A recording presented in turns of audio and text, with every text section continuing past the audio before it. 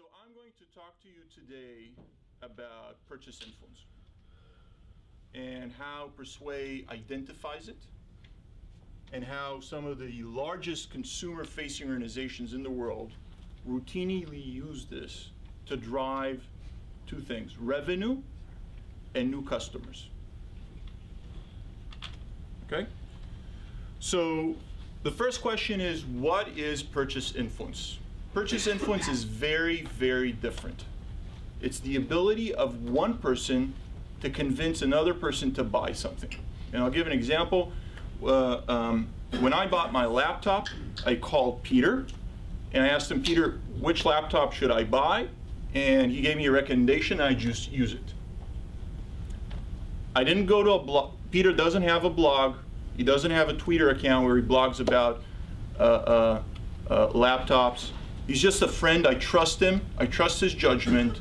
So do, if I understand correctly, 4 other people, at least. So that is purchase influence. It ends up with $1, with proven revenue. It doesn't end up with tweets or likes or anything like that. We take that purchase influence and embody it in what we call a PIVO score, which is very similar to a FICO score we're going to talk about later, that measures that influence. What the data from hundreds of millions of consumers consistently showed us is these influencers with a proven ability to convince others to actually act are not the highest spenders. They are not the most connected in Facebook. They don't have a blog necessarily. They're not high net promoters. They're just everyday people that influence their friends. By identifying them, we help our customers, most of them you know, drive revenue. Because if they can convince and win over an influencer, they're gonna, Peter, he's gonna take 3 friends, 4 friends from a Toshiba laptop to a Sony laptop. And you get instant amplification of your marketing by a factor of 150 to 300%. Sorry, can I ask a question, or do you want to wait till the end? Yeah, let's wait until the end. So, another thing about purchase influence, I would not ask Peter about clothing. I would ask him about technology, but I would not ask him about clothing or cars or restaurants. Influence is topical. I may influence Peter on one thing, he may influence me on another. It's about trust. It's about knowing the person is unbiased and wants to help me. It is complicated to find purchase influence. It was for us. It ends up for our customers with a score.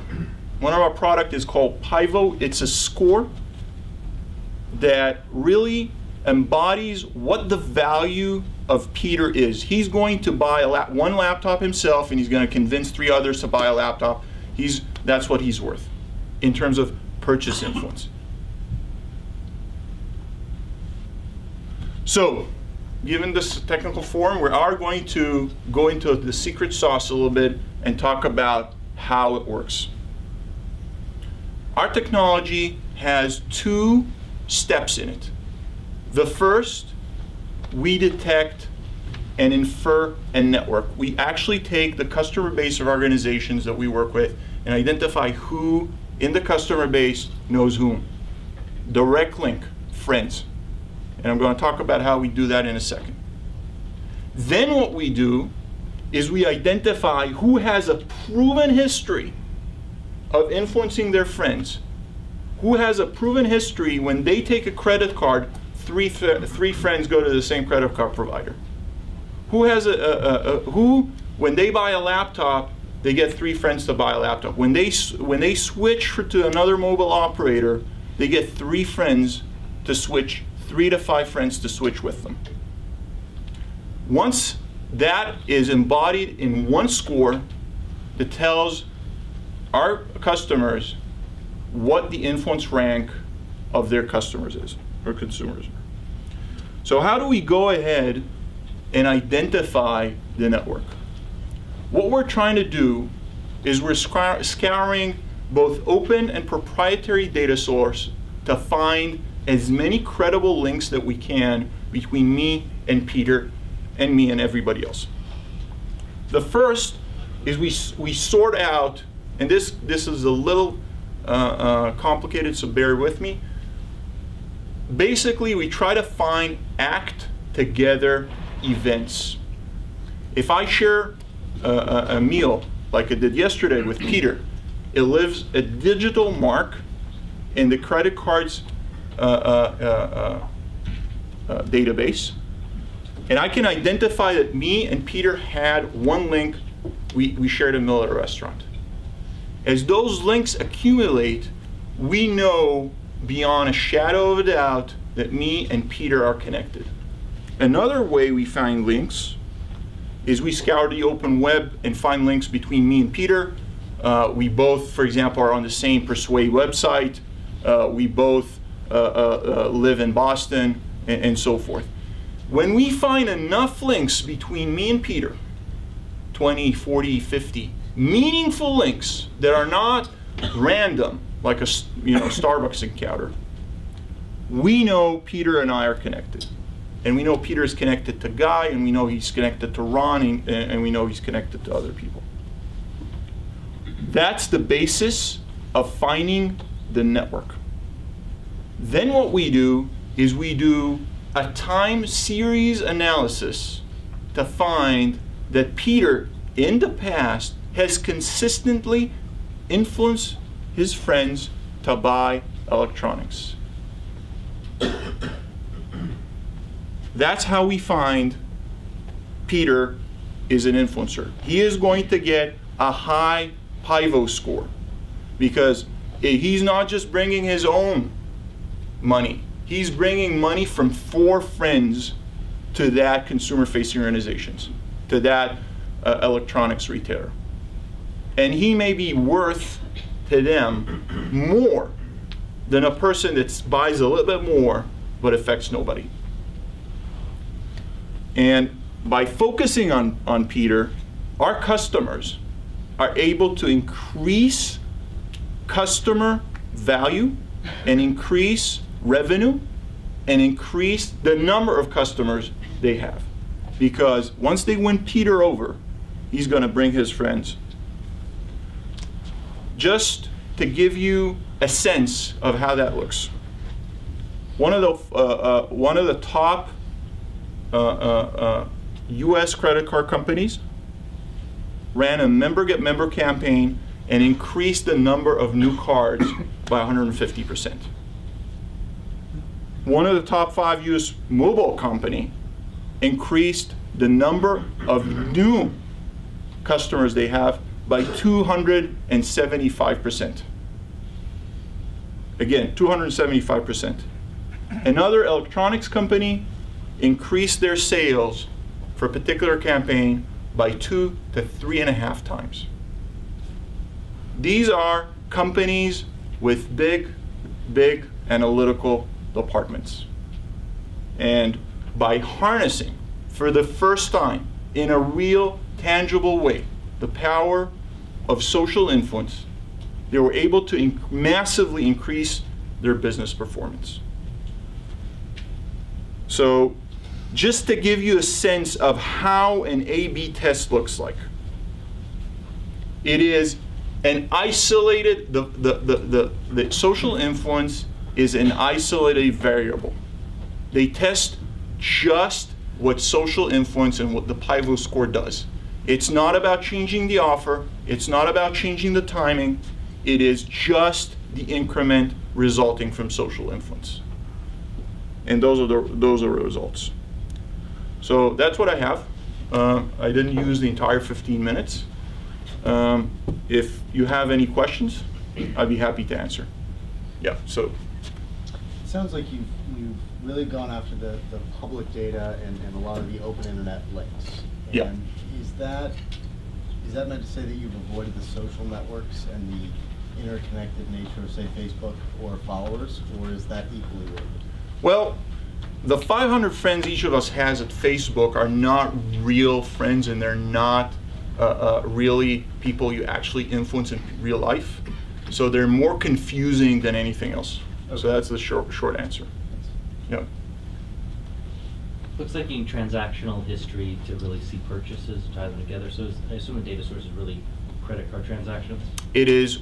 We take the proprietary data the organizations we sell to have and do the analysis for them and them alone. So if my friends also have American Express and we're all shopping Amex, you'll see the connection. For example. If they don't, then you don't have access to it if they're shopping with their American Visa. No. Yep. How do you get the identity of the two credit cards? What do you mean? Yours and mine. Like, how do you know it's me? Okay, so the credit card company has your name. Tell you it's mine? Hmm? I'm just curious, like, do I have to log in as a user so you know that it's me? It is not a consumer application. It is sold to large consumer-facing organization. They give us their data, and in that data, under regulation between several libraries of regulation that we adhere to, we get your name.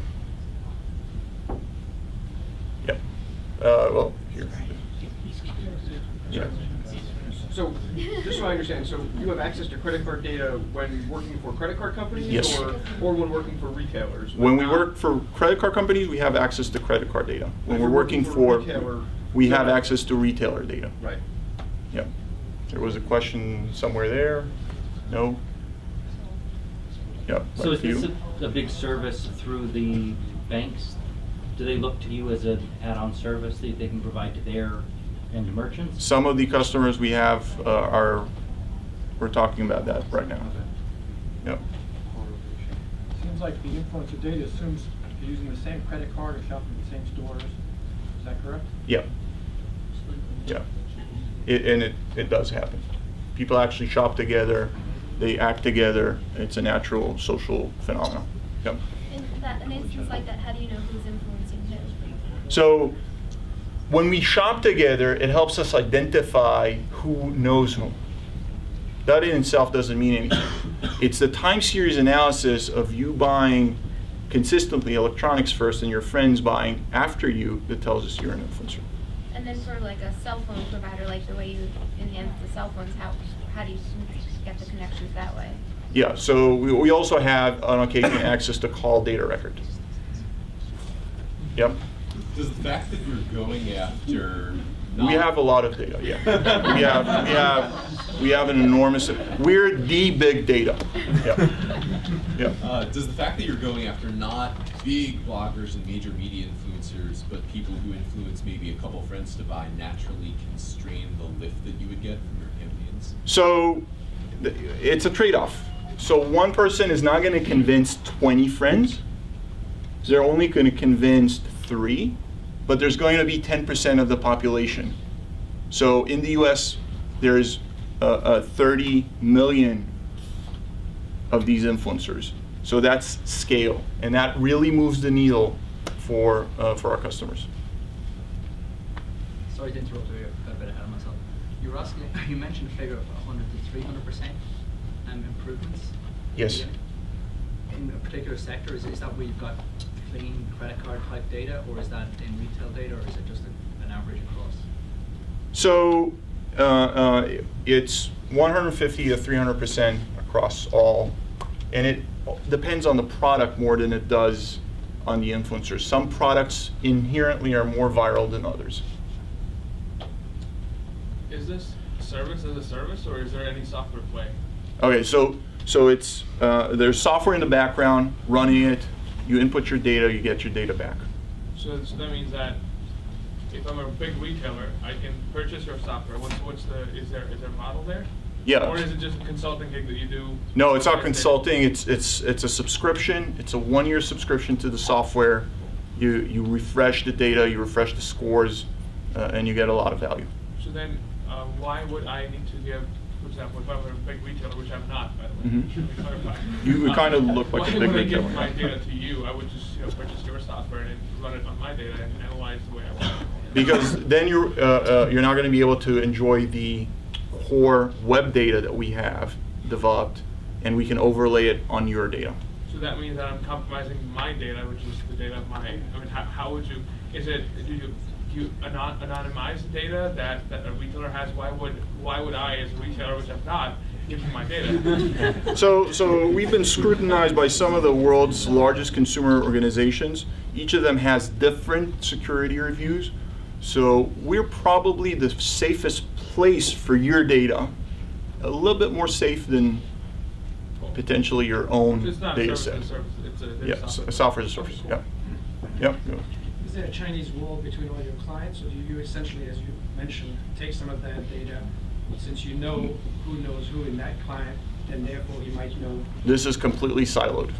So you may eventually have 30 million clients that you know who's related to who, but this client won't know that, and that client won't know. Correct. We never cross data between customers. We would be, yeah. Go ahead. And are your clients sharing data with everyone, or are they only sharing with you? How do you sustain that advantage of only getting their data and preventing them from just giving it to all sorts of a number of companies?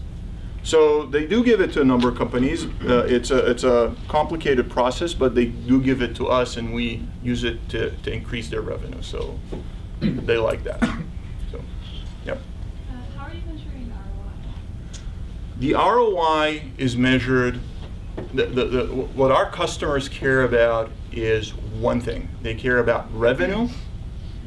They care about revenue, and they care about revenue. They don't care about who blogs the most, who talks the most, who has the most friends. That's interesting. What's valuable to them is revenue, and we help them drive revenue.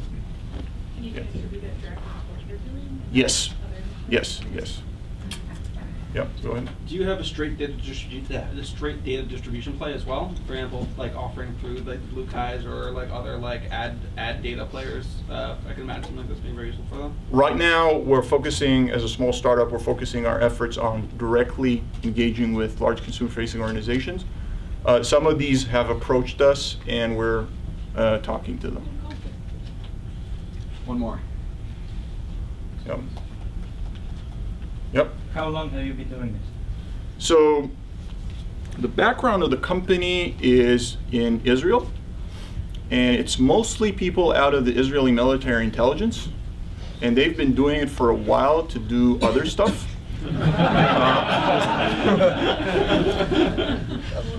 And so we've rolled out our expertise. We launched in the US in 2010. Okay? Thank you very much. Thanks.